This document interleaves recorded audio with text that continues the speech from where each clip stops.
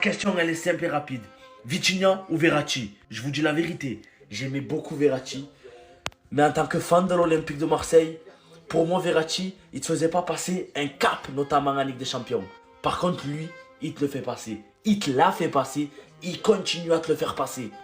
Elle est là la question. On aime bien Verratti, mais il faut avouer que Vitinha l'a dépassé au Paris Saint-Germain. Et juste une chose, les gars, juste une petite chose, le pressing que vous faites, ça y est, c'est le réveil du PSG. Heureusement qu'on les a joués très tôt et qu'on les jouera dans longtemps. Parce que là, j'ai l'impression que la machine, elle est véritablement lancée. En Ligue des Champions, ils sont deuxième. Incroyable. Incroyable. Oh les gars, le pressing qu'ils ont pu réaliser ce soir, et même si ils étaient menés au score, elle est là la force du Paris Saint-Germain. C'est que même en étant menés au score, ils y arrivent. Ils y arrivent. Avant, c'était pas possible. Maintenant, it's done. C'est actuellement le meilleur milieu de terrain du monde, mais le triplé qu'il met ce soir, un but du droit de l'extérieur de la surface en pleine lucarne, un but du gauche tel un attaquant petit filet, le troisième but un penalty et il a l'intelligence de changer sa façon de tirer parce qu'il en a raté quelques-uns. Les gars, il est complet, il est incroyable. En plus de mettre un triplé, regardez l'activité de Vitinha ce soir. Et il aurait pu finir avec 2 passes D. Je me souviens d'un caviar qu'il a donné à Zaïre Emery, qui a mal géré la situation. Mais les gars, il a fait un match incroyable. Les gars, on revient de loin avec ce joueur. Pendant longtemps, on avait des milieux de terrain au Paris Saint-Germain qui marquaient pas de but. On avait des Danilo, des Paredes, des Herrera, des Verratti, qui voulaient même pas tirer. Et là, on a un milieu de terrain qui met un triplé en Ligue des Champions. Il a fini 3e au Ballon d'Or. Mais ça va commencer à devenir sérieux, les gars. S'il continue sur ce niveau-là, s'il continue à porter le Paris Saint-Germain, parce que c'est lui qui a porté le Paris Saint-Germain. En première mi-temps, on a coulé, et c'est lui qui nous a relevés. Même en deuxième mi-temps, on prend le deuxième but, c'est lui encore qui va marquer ce but. Il est incroyable, c'est le meilleur milieu de terrain du monde, et l'un des meilleurs joueurs du monde actuellement. T'as vu ce mec-là, c'est le milieu préféré de ton milieu préféré, de ton milieu préféré. Espèce de fils de... Comment t'as osé dire un jour qu'il était nul? C'était un genre de merde. Déjà, son premier but, c'est Mamma Mia. Au deuxième but, il prend la balle. Je me dis, Hachem, il va pas faire ça quand même. Sur la vie de ma mère, il l'a fait. Le mec, il est là, il se balade dans la surface, il enveloppe, but. Et Vitinha qui inscrit ce soir un triplé. C'est toujours comme ça depuis le début de la saison. Et encore, il enchaîne les masterclass. Dites-vous que depuis le début de saison, Vitinha, c'est le joueur le plus décisif du Paris Saint-Germain. Moi, je me rappelle de Walid Acharchour qui avait dit en 2021, lors de la signature de Vitinha au PSG, que Vitinha allait devenir le chouchou du parc. 4 ans plus tard, c'est le chouchou du parc. Ce soir, il vient de tweeter « Je vais me calmer sur Vitinha parce que je peux déraper, avoir des problèmes ». Walid, lâche-toi, dis ce que tu penses. On sait, on pense la même chose. Moi, je vous l'ai dit que c'est pas que le meilleur milieu du monde, c'est le meilleur joueur du monde. Les matchs qu'il fait depuis presque 2 ans, c'est à la table des plus grands récits de l'histoire du football. Pour que le coach adverse déclare c'est le meilleur milieu du monde, il sera le prochain ballon d'or, c'est que t'as fait une dinguerie. Mais moi j'ai envie de parler d'une autre dinguerie parce que je suis pas sûr que les gens ils ont vu. C'est ça là, la talonnade de Joao Neves. Est-ce que vous savez ce qu'il faut pour réaliser ce geste-là? Il a réussi à ne pas perdre le temps d'avance sur cette situation. C'est-à-dire qu'il est en train de faire le pressing, il récupère la balle, dos au but, il a déjà l'information de ce qui se passe derrière lui. Pour moi, ça vaut plus qu'un but, les gars. Je vous promets que pour moi, c'est l'action de la soirée. Son geste, les gars, il est exceptionnel. Vitinha aussi, il a été exceptionnel. Il met 2 bijoux aujourd'hui, il met un penalty après avoir perdu la balle sur le but de Kolo Muani. Kolo Muani qui n'avait pas marqué avec Tottenham, il vient au parc, il met doublé une passe D. Mais franchement, tout le monde savait, il n'y a personne qui est surpris. Et le retour d'Ousmane Dembélé aussi. Par contre, il y a eu la sortie de Nuno Mendes, mais apparemment, selon les premières informations, il est sorti que par précaution. C'est une décision de Luis Enrique. Les seuls bémols de la soirée, c'est Chevalier qui me paraît quand même encore un peu fébrile. Et ce geste de Lucas Hernandez, franchement, j'ai pas compris. Et c'est pas la première fois. Hein. C'est pas la première fois qu'il prend un rouge sur un coup de coude comme ça, il me semble. Mais enfin bref, Joao Neves, franchement les gars, c'est dingue. Dites-moi vous en pensez en commentaire, les gars, c'est pas vous abonner, vous êtes des bons, nous, on avance. Vitinha, c'est le capitaine du PSG, il mérite le brassard, les gars. Vitinha mérite le brassard du PSG. La tête de Marquinhos, on t'aime bien, mais t'as fait ton temps, mon ref. Vitinha, c'est le capitaine du PSG. Ça se ressent en dehors et sur le terrain, les gars. D'ailleurs, on va pas se mentir que ce soit dans le tunnel, t'as capté avant le match, ou même pendant le match, quand tu vois qui encourage ses partenaires, qui donne les directives, Vitinha, c'est clairement le capitaine de l'équipe, on va pas se mentir, les gars. Voilà. Juste que Marquinhos, c'est l'ancien, du coup, il laisse le brassard, mais on se sait. La vérité, on se sait. Maintenant, moi, mon problème avec Marquinhos, c'est que dans les grands moments, la tête de Wam, les gars, encore ce soir, hein. Hey, il manque de personnalité, le frérot, il stresse. À côté, t'as un Vitinha, la tête de Wam, on est mené 2 fois il revient au score. Et puis, tu sens sa rage, il devient tout rouge, il est énervé, il crie, tu vois, tu sens sa rage. Penalty, il le déclenche, prend ses responsabilités, il le tire, il le marque. Tu vois ce que je veux dire ou pas, les gars? Vitinha, pour moi, c'est le capitaine du club. Hein. Vitinha mérite le brassard tous les jours. Voilà, après, bon, on respecte Marquis, légende, tout ça. Hein, voilà, il mérite. Voilà, c'est la légende du PSG. Mais objectivement, l'ancien, donne le brassard.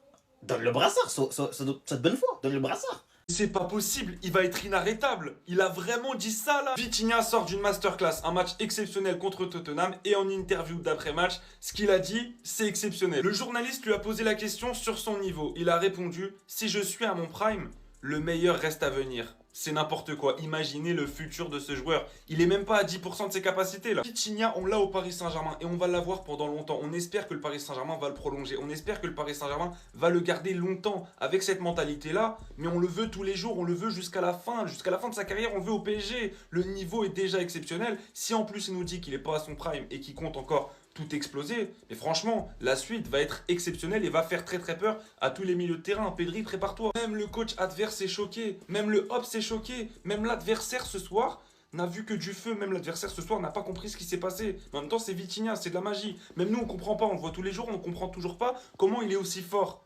Franchement, Vitinha, merci pour tout, merci d'être au Paris Saint-Germain.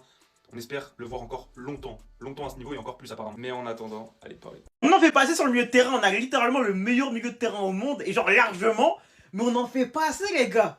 On n'en fait pas assez en fait. Encore ce soir, hein, Vitinha triplé, Fabien Ruiz buteur, peut-être que Neves, je crois qu'il a une passe D, hein. Je crois qu'il a une passe D, c'est sûr, même il a une passe D le frère. Les trois font un match de malade mentaux, laisse tomber mon rêve, ils sont partout. En attaque, en défense, à la création, à la récupération, à la dernière passe, à l'avant-dernière passe, à la finition, ils sont partout. Ils sont partout les frères. T'as Vitinha qui est clairement le patron de cette équipe, sans tellement de débat, hein. C'est le patron de l'équipe. Pour moi, il y a même pas de débat, c'est le meilleur joueur du monde actuellement. T'as Neves, laisse tomber le niveau du mec cette saison, c'est du grand n'importe quoi. Il est au four et au moulin, il est dans le top 5 des meilleurs milieux du monde, peut-être top 3, tu vois. T'as le premier, là, t'as le troisième, je pense. Fabien, les gars, encore un match de fou. Fabien, les gars, qu'est-ce qu'il est fort. Putain, c'est vraiment... Détroit, c'est un peu l'homme de l'ombre, tu vois. C'est lui qui fait le travail de l'ombre, mais qu'est-ce qu'il est fort, on le voit et tout, et nous, on se sait. Il est trop fort, les gars, cette équipe, elle me fait bander de ouf. Ah! Devise oblige, et en plus, on se met dans le thème. Merci Jordan pour le maillot. Quand c'est trop, je sors le micro Vitinha. Aujourd'hui, qu'est-ce qui t'est arrivé? Parce que Vitinha, en fait, en plus d'avoir trop de flow, parce que le maillot, faut en parler. Comment tu veux perdre avec ce maillot déjà d'une part déjà, en fait? C'est le mec qui... On parle quand même de celui qui est arrivé 3e au Ballon d'Or et j'ai l'impression qu'on a tendance à oublier et qu'on banalise ses performances tellement il est trop fort, en fait. Vitinha, j'ai hâte de voir à quoi il va ressembler dans 5-6 ans. Parce que ce mec, il va bien vieillir, comme du bon vin, à l'image d'un Modric. Les années vont passer, il va s'embellir. Et un jour, pourquoi pas, il pourra vraiment postuler à un Ballon d'Or. Et c'est moi qui vous le dis, il est exceptionnel. Ce soir triplé, et même au-delà de son triplé, l'influence tout simplement qu'il a au sein du Paris Saint-Germain, en fait, tu peux pas retirer Vitinha du 11, c'est impossible, inconcevable. Ce mec est indéboulonnable. C'est le chef d'orchestre. En fait, c'est le maître à jouer du Paris Saint-Germain, en fait. C'est lui le boss. C'est lui qui gère. Et il est tellement complémentaire avec son compère en sélection nationale, j'ai nommé João Neves. T'as Zaïre Emery également qui revient bien. Mais Vitinha, c'est lui le boss au milieu de terrain au Paris Saint-Germain, qu'on le veuille ou non. C'est lui le patron. Il a marqué l'histoire de ce club et il va continuer à la marquer ce soir à l'image de son match et de son activité sur le terrain. Au-delà même du fait d'être décisif. Parce que c'est bien de marquer, mais c'est pas ce qu'on attend de lui et c'est pas ce qu'on lui demande. Alors aujourd'hui, il nous a tiré un coup de chapeau auquel personne ne s'attendait. Mais il a juste géré son blaze en fait. Il fait partie des leaders de ce Paris Saint-Germain, qu'on le veuille ou non. On sait que la force de ce PSG est collective. Mais Vitinha, frérot, il est obligé de rayonner en fait. La différence n'est pas venue des attaquants, elle est venue de lui. Le meilleur milieu du monde, oui. Mais parlez pas de Pedri. Faut être honnête au bout d'un moment. Vitinha, ça fait un certain moment qu'il affiche des performances de haute volée en fait et ça s'enchaîne. Du coup pour nous ça devient une norme. Mais c'est pas normal, c'est paranormal. C'est Vitinha. Restez sobre, abonnez-vous les gars, ça trappe. Et dire qu'on l'a recruté 40 millions à Wolverhampton. Mais 40 millions à Wolverhampton. J'ai pas de boîtier, ça bug pas. J'ai une fibre avec Canal. J'ai vu le meilleur milieu de terrain du monde ce soir. Alors oui, c'est propre à chacun et à chaque supporter de kiffer son milieu de terrain. Que ça soit Gravenberch, Kimmich, Caicedo, ce que vous voulez. Mais ce gars-là, dans son profil de régista à point de base devant la défense, c'est ce qui se fait de mieux en Europe. C'est le milieu préféré de vos milieux préférés. Vitinha, ce qu'il fait, c'est exceptionnel, c'est trop. 40 millions à Wolverhampton, t'as des mecs qui mettent des 80-90 millions sur des numéros 6, putain. Autre chose à rajouter, mettez cet homme numéro 10. Je me répète, Mettez Vitinha numéro 10, je veux voir quelque chose. Il y a un bail à tester en vite fait. Chape. En rapide. Parce que ce qui te lâche en première mi-temps et ce qui te lâche en deuxième mi-temps, ça, c'est pas un délire de milieu de terrain défensif, même d'organisateur. Ça, c'est pas ça. Même quand tu vois les stats. 4 buts, 8 passes D. Et c'est lui qui organise le jeu du PSG. Donc, c'est lui qui vient chercher les ballons chez les défenseurs centraux. Mettez-le numéro 10. C'est là où tout le monde va comprendre. Tout le monde. Parce qu'il a la qualité et l'intelligence pour jouer numéro 10. Il voit avant tout le monde. Techniquement, ça va plus vite que tout le monde. C'est au-dessus. Techniquement, tactiquement, c'est au-dessus. Moi, je veux juste le voir un jour, numéro 10. Je pense, vous voyez, en mode soutien de l'attaquant. Ou limite deuxième attaquant. Vous n'êtes pas prêts. Vous n'êtes pas prêts. Parce qu'en fait, là, ce qui te lâche en première mi-temps, c'est un fou. C'est un fou. Et puis, comme c'est pas assez, deuxième mi-temps, il récidive. Tiens, mettez-le numéro 10. Voilà, c'est tout ce que j'ai à dire. Numéro 10. Juste un match. Hein. Je te demande même pas 2, 3, un match. Vous allez voir. Vous allez voir. Quand je me dis qu'il y a des gens qui pensent que Vitinha, honnêtement, ça rentre pas dans le top 10 des milieux actuels. Honnêtement, moi, j'y crois pas. Déjà, il finit 3e au Ballon d'Or. Honnêtement, c'est hyper fort. On va pas se mentir. L'année dernière, il a fait une saison stratosphérique. Et Quoi? Pardon, je suis en train de regarder toujours le match PSG-Tottenham. Il y a carton rouge pour Hernandez. Lui, c'est un fou. C'est quoi ce mec? Que des cartons rouges. Enfin bref, on était sur Vitinha. Vitinha, un patron de cette équipe du PSG. Il rentre un triplé là en Ligue des Champions. PSG, c'est 5-3 contre Tottenham. Honnêtement, c'est très fort encore cette saison. Le PSG nous montre qu'ils sont toujours présents et qu'ils veulent choper la 2e Ligue des Champions. Honnêtement, j'y crois. Hein. Je vais être honnête, l'année dernière, j'y croyais. Cette année, j'y crois encore, même si cette année, il y a de la concurrence. Hein. Arsenal très fort, le Bayern aussi. Donc, ouais, il y a du monde qui sont là. Mais bon, en tout cas, voilà, ça va être, je pense, une belle victoire grâce à ce monsieur Vitinha. Quel homme, franchement. Dites-moi, si vous avez regardé le match, n'hésitez pas à me dire si vous êtes d'accord avec moi. Bravo, monsieur. Allez, des bisous. C'est bon.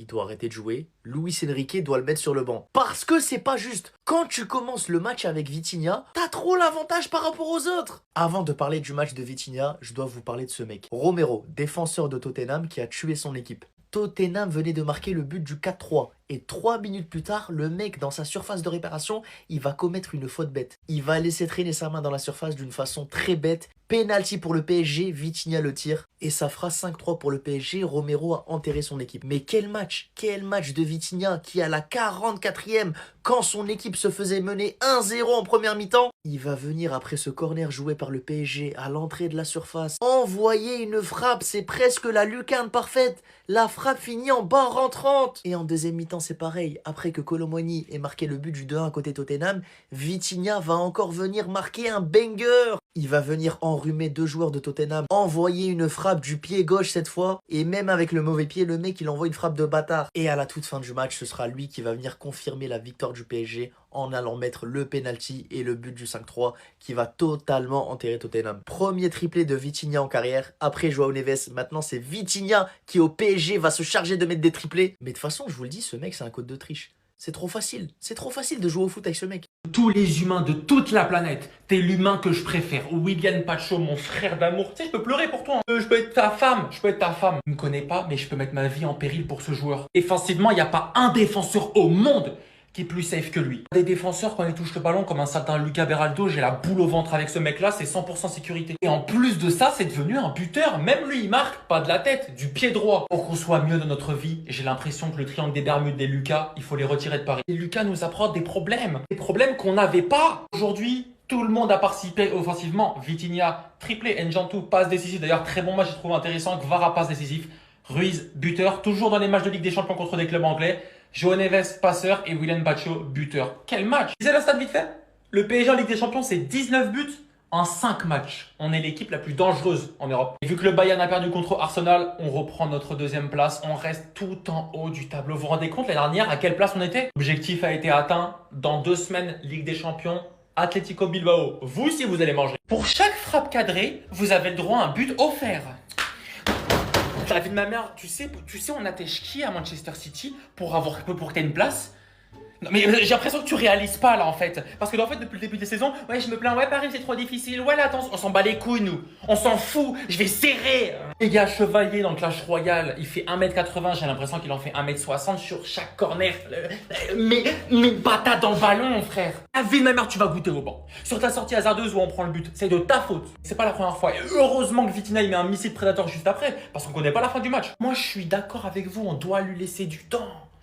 Mais le temps, on n'a pas le temps pour le temps. On est déjà en décembre. On doit faire peur aux adversaires, tu dois faire peur. J'ai pas un souvenir d'une frappe cadrée dangereuse qui ne finit pas au fond, qui finit dans ses gants, les gars. Est-ce que j'ai tort? J'ai pas envie de te tomber dessus, j'ai pas envie d'être mauvais, dire ouais on va te prêter à Karabag FC cet hiver. Non, j'ai pas envie d'être mauvais, mais il va falloir que tu montres plus de caractère. Je pense que c'est ça. Chaque but cadré, c'est un but, frère. La vie de ma mère.